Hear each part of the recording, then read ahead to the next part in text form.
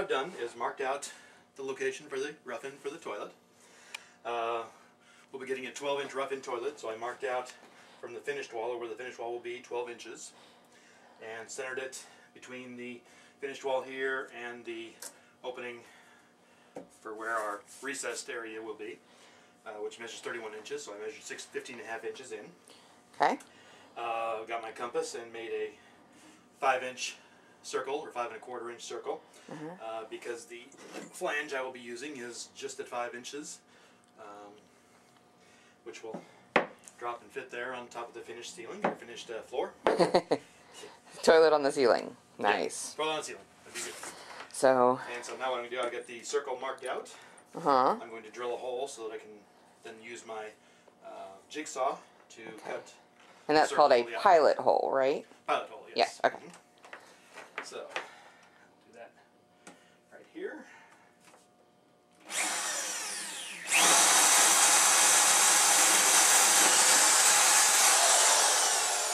Well, that didn't take much. Nope. Of course, it only had to go through, what, 3/4 inches of plywood.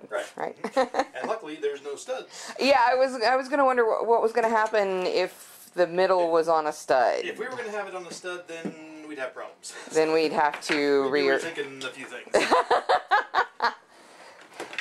Does that happen sometimes where, you know, there's a stud in place, or? Usually the studs are put in after you decide where the toilet's going to go. That's right, because we are working backwards, so yeah. You know, blueprints and everything. So. Yeah, which we have nothing of the sort. We don't even have a drawing. We just kind of have vague, well, I guess I did that one thing on floorplans.com or whatever. So, part 1's done. Now we'll finish up part 2 here.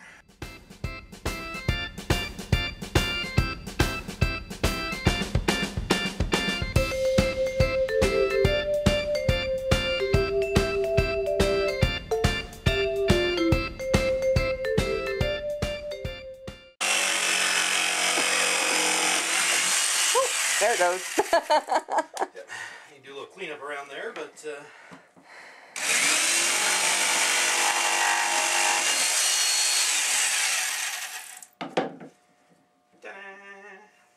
now, is the fact that it's loose a little good thing, or do you want it to be snug? It'll be screwed down. There's some screw it into the plywood, so I actually need to make it so it didn't go too big, so that the bolts would fit in. So. Right. And then, of course, I'll have the piping underneath it, which will hold it in place. Yeah. So. Okay. Yep. Actually, there's a little bit of wiggle room too, so that. Right, to get it perfectly in place. Okay. So what was the outer circle that you drew for? My maximum out. Ah. I didn't want to go outside that line. Okay. Which I almost did. Right. Yeah. Here, so. Okay. So you had your ideal line, and then this is my margin of error line? Yeah. Okay. As long as I kept it in between those two. Keep it between the navigational buoys. Yep. So. Alright. So now what? Now, measure the piping. And yeah, you have to do the pipes and stuff. Actually, I can't glue that on until, yeah. I'll have to leave a little stack of pipe up a little high. And right, because we're going to move the old toilet to the new toilet's location temporarily so that the room remains functional, right? But we can't permanently put it in place because we still have to tile and all that stuff, and we're not anywhere close to being ready to do that. So now I see, okay, so the stack, the vent, the whole thing, that doesn't have to go right behind the commode. There will be a vent, yes. So you're going to remove those braces to make room for it, or? Yes. Okay, because I was wondering, because I mean, I guess you have to do all that stuff too before we can. Right, yeah, so I'm going to come that up, bring that up inside the wall here, and over, and then tie it in. Up there. Up there, yeah. And then we'll be able to take that out eventually. Correct. Okay. And so is that something you think that we'll be able to complete this weekend, or is that going to bleed over into the week? That is probably going to bleed over a little bit into the week. Okay. Especially since the other thing I need to put in is the drain for the... so you're going to go ahead and fit out for the sink and stuff too. Right, but I got to figure out where to bring that in. So. Because we haven't bought the sink yet. Yeah. So should we go buy a sink? We don't have to, not necessarily yet. Right, but we have to, yeah. I mean, we can wait until actually we have it. It's going to come in right in the middle there, which is just on the other side of that. And when are we going to close up this opening to my office here? When are we going to do that? Got to do that too. About the same time we finally do the walls? Probably. So I'll trim this down a little bit too. Yeah. Because it's not that I mind having, you know, an intercom system between you in here and me in my office. But... be better if we didn't. Yeah. Yeah. So. Yep. Okay, well. Kind of laid out how the piping is going to go in. Okay. Get started on that. Starting from the toilet flange here. Which is in the floor. Okay. And below that is where this that's contraption I going to just glued together is going to go. Okay. So that's a... It's a T-fitting. T-fitting. With a street elbow. And remind me again what street elbow means? means it's got the fitting that will fit right into a... as opposed to the bell end, which will not. Okay, so it's a street elbow is missing that little cup at the end. Okay. It's actually smaller, so that will fit inside another. So you don't need a coupler or anything like or that. a piece of pipe in between to couple them together. Thank you. All right, so that's going to go immediately underneath the flange. Elbows over toward the drain pipe. Which is going to be approximately... it's under the house, probably about where I've got that Y and T set. Oh, okay. Over there. So underneath the hallway. Probably not that far, but about that.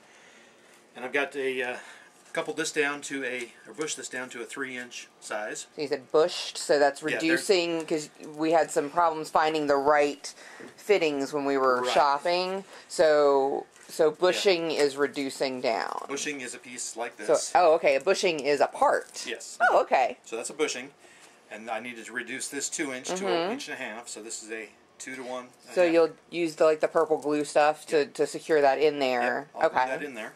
All right. Because that is the drain for the pedestal sink that will go here. Oh, okay.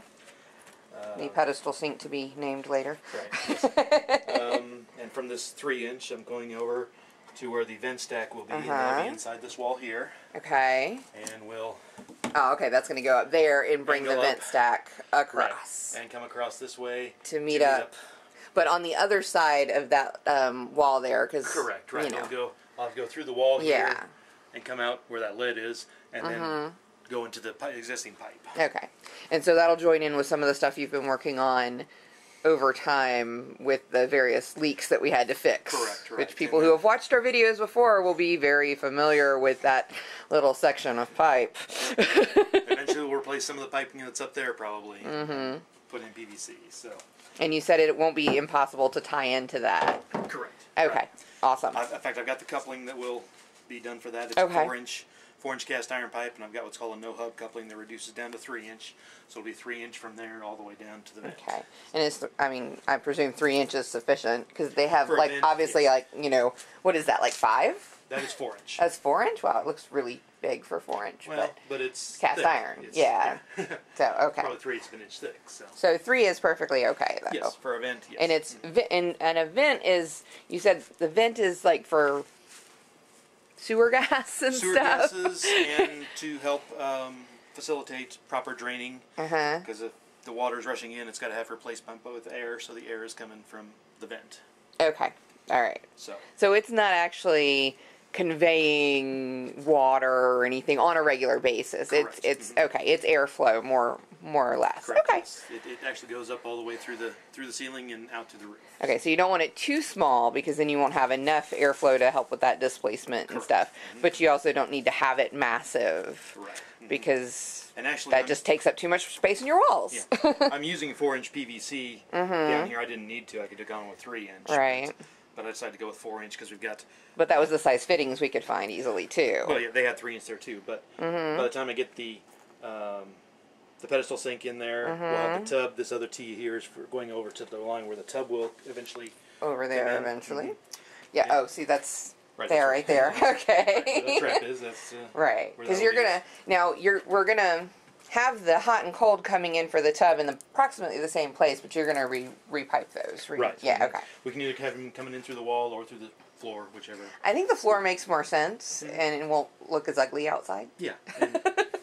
Since that's going to be like driveway ultimately out there, I don't really want to look at that every day when I come home. Well, you wouldn't see it. It'd be inside the walls. Oh, okay. Yeah, so I like would. It is now. This okay. You wouldn't see it. Well, you said, you know, through the wall as opposed to through the floor. No, I meant through the floor. Oh, okay. No, yeah. Either through the floor I mean through the outside. Well, okay. When I'm saying through the wall, I mean through the finished wall. Gotcha. Oh, well, in that case, I don't care. Okay. Although, in case of repairs, it'd probably be easier if it came through the floor, because then you wouldn't have to potentially open up the wall to get to a pipe. Right, and I'm probably going to put, I haven't decided yet if I'm going to put the shut-offs underneath or put them up top side. It guess depends how we get what it looks like over there when we get the tub in place. And yeah. all the piping's going to be exposed, so we'll want to see what we want to put in place there, too. As long as it's kind of pretty-ish. Right, which is what my ultimate goal is. So. I don't mind having the shut-offs on the inside, because then it's easier to get to should there be an issue. Right, yeah. But they'll be nice chrome as opposed to the ones we had there before. So. Yeah, the ones that the contractor stepped on so much that they were virtually useless anyway. Yet another strike against our so-called contractors. So, anyway, back to this. So we'll have from the tub drain, coming over here, meeting up with the 4-inch line. Okay. And then, since I'll have this closer up to the level of the floor than what the existing one is, I've got an elbow to go down and meet up with another piece of pipe that'll, because there is another piece of pipe from the upstairs that goes down and meets up with some PVC. Right. Which also, so I'll meet those two. Tie in. Yep, I'll tie all that together. And that bundle of Y and T. okay. Yeah. And now that is that red covered pipe. That's the drains from the upstairs bathrooms. Correct. Okay. Yeah. So it's coming from. Oh, that still looks kind of nasty up there, but we'll fix that. All right. All the drains upstairs in the upstairs bathroom come down that pipe. Okay. Whoa, extreme close up. All right, so you're gonna go under the house and start do that. Yes. Oh, but you have to go get your new toy and show us your new toy for under the house work.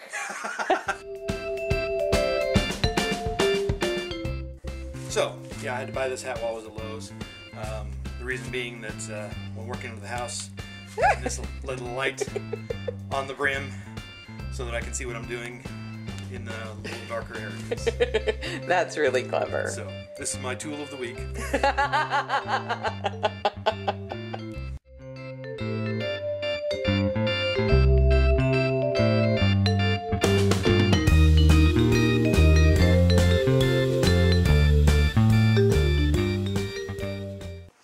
Hey guys, so it is Thursday, February 11th, and well, it's the end of week 4, and we're behind.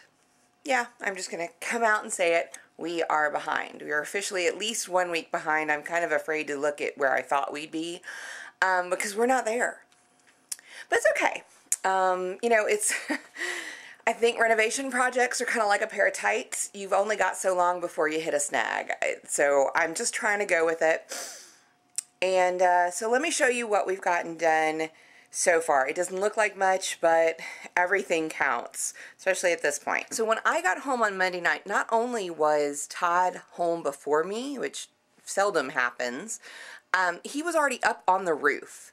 Because one thing that came out of tearing down the bathroom walls was that when it rained, we got to see exactly where there was, yes, still water coming in. Now, part of it is because the addition that this bathroom was poorly done. I mean, you can see outside, there's like a gap that between where the add-on is and, you know, where it should meet the exterior wall and doesn't. So one of the things that Todd was doing, and apparently this traveled up to the roof line as well, and yes, our contractor was supposed to fix all that. We won't beat that dead horse anymore. Kind of see if you can see. So there was water coming in right in this area, and so what Todd did was he got up on the roof with a lamp and was shining it in so he could see both where he could see gaps, and then he'd come in and he could see where light was coming in. And everywhere we saw light coming in, we sprayed some more of that wonderful, useful foam insulation. And part of it was some of the sealant, you know, some like shingles not, you know, meeting correctly or something, and they'd put down some caulk or something, but it still hadn't cured correctly because, well, you know, it rained again. And some of it was, we think there was a clapboard that should have been replaced at the time and did not. Or was not. So, okay, fine. But we think we've got it now, we hope. It hasn't rained again, so we can't test that theory, but maybe by the time we get around to, or before we get around to putting in the new wall, that'll happen. Now, we also, we still have gaps in our floor. And that's why you see my solution, since it's been cold, has been to put down cloth, in this case tablecloths, just over all the gaps that are still in the, you know, we've got wood over some of them, but there's only so much scrap wood, folks, and even then that was only doing so much. So, you know, so that was my solution, and then we've got a bucket on top of the what will be the new commode drain. And let's see, over here where there should be switches eventually, we did place an order for the switches. One of the switch plate covers, the double one that we need for this box, is back ordered until April. Yeah. So we're looking into alternatives for that. Todd's also been working on the laying out the plumbing underneath the house. We were kind of hoping that he'd get farther on that this week too. I guess that'll be this weekend's project, is to finish all that up so that we can move the commode from one area to the other.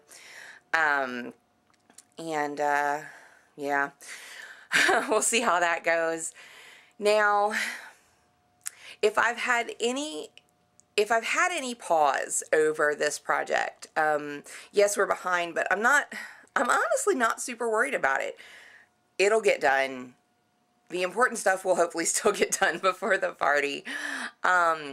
We've got like a month and a week now. Oh, shit. But yeah, so it'll get done. But the one thing that is giving me pause, though, is the temperature. Had I realized that we were going to need to cut large gaping holes in the floor, which, you know, my bad, didn't know. But had I realized that, I might have suggested that we hold off until, oh, I don't know, not the coldest part of the year. Yeah, so my bad. And I know you guys up north, you're probably giving me major side eye right now, but folks, it's, you know, even our 20s and 30s at night lately, I know that's nothing for you guys up there, but it is something for us down here, and you still don't want gaping holes in your house when you've got the heat running. It's just not good. And you have to run the heat, otherwise you freeze. So yeah, that wasn't great, but we worked. That's why I've got the cloths down. The other thing that gave us a bit of pause this week, I suggested that we go ahead and start getting some of the tiling supplies, and that maybe while Todd was dealing with the plumbing stuff under the house and in the walls, I could get started on prepping the floor and all that good stuff for the tile, and maybe I could start putting that down, because eventually it needs to go down before we can put the new toilet in, but Todd did figure out a workaround for that.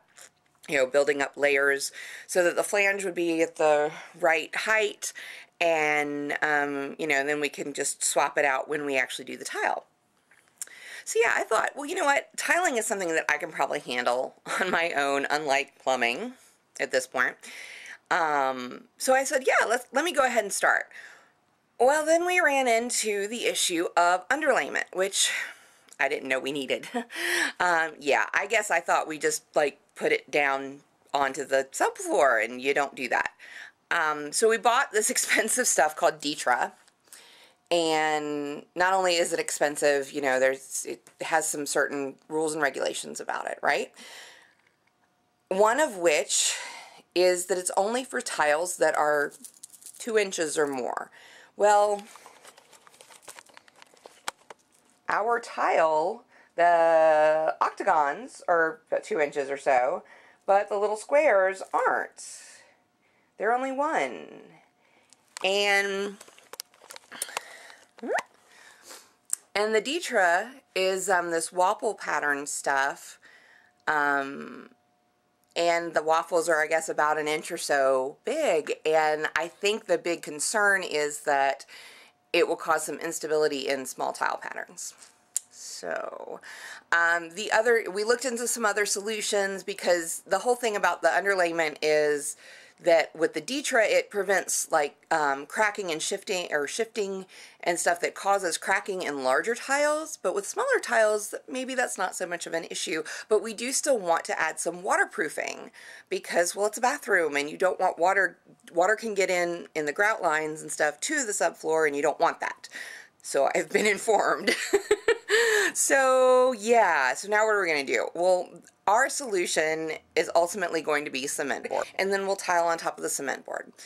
But that bit of research and learning and figuring out how we were going to do it, yeah, that was another small delay this week. So it's been a learning experience. Yeah, that's kind of where we're at.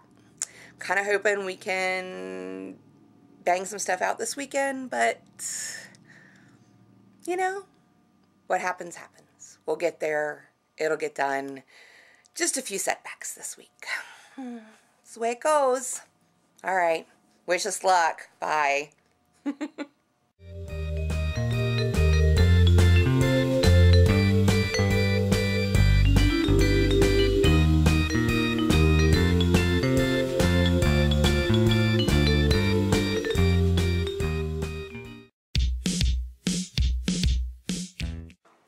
I am Pooh Cutis of Plum. Resistance is draining. Oh, that's just bad.